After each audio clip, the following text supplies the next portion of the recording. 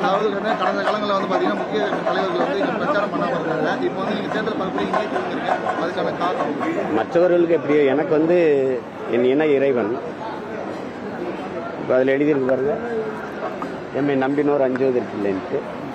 உன்னை நம்பி தான் இந்த போர் கிடக்கு போகிறோம். மற்றவங்களுக்கு தேர்தல், எங்களுக்கு இது போர். அப்போ அவர்கிட்ட சொல்லிட்டு தானே போகணும், புரியுதுன்னு நினைக்கிறேன். இந்த 2026 தேர்தலில் வந்து உங்களோட பரப்புரை எதன் நோக்கி ஒரு முக்கிய கட்டமாக இருக்கும் அப்படின்னு சொல்லுங்க. நல்ல ஆட்சியை நோக்கி தான் இருக்கும். எங்கள் திருநாட்டில் எங்கள் நல்ல ஆட்சின்னு எங்கள் புரட்சி பாலன் பாடுறான் பார்த்தீங்களா.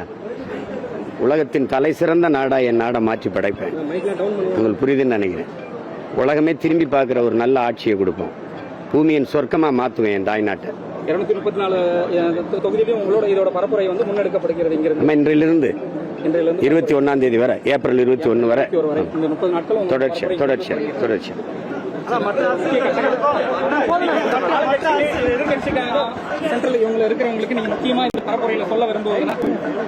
எல்லா கட்சிக்கும் ஒரே எதிர்கட்சி நாங்க தான். உங்களுக்கு புரியுதுன்னு நினைக்கிறேன். யாராவது ஊழல் இல்லாத ஒரு கட்சி சொல்லுங்க, உண்மை நேர்மையான ஒரு ஆட்சி சொல்லுங்க, இலவசம் தராத ஒரு கட்சி சொல்லுங்க, வாக்குக்கு காசு கொடுக்காத ஒரு கட்சி சொல்லுங்க. அப்ப எல்லா கட்சியும் ஒரு பக்கம் இருக்கு, அதுக்கு எதிர்பக்கம் நான் இருக்கிறேன். அவங்க சூலாயுதமா இருக்கிறாங்க, நான் வேலாயுதமா இருக்கேன். என் பாட்டனோட வேலாயுதமா இருக்கேன், கூராயுதமா இருக்கேன்.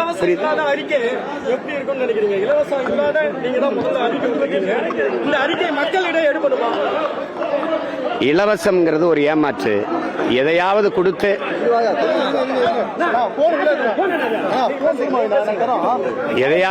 எதையாவது கொடுத்து என் மக்களை ஏமாற்ற நினைக்கிறாங்க. நான் அதுல இருந்து மாற்ற நினைக்கிறேன். இது ரெண்டுக்கும் தான் போட்டி, புரியுதுன்னு நினைக்கிறேன். இலவசம்ங்கிறது ஒரு ஏமாற்று, லஞ்சம். முதல்ல பிரச்சாரத்தை வந்து 234 தொகுதிக்கும் தொடங்குறீங்க, வேட்பாளரையும் முதல்ல அறிவிச்சிருக்கீங்க. இது நீண்ட கால போர், ஒரு 500 ஆண்டுகளா நடக்கிற போர். அதனால கொஞ்சம் முன்கூட்டியே ஆரம்பிக்கிறேன்.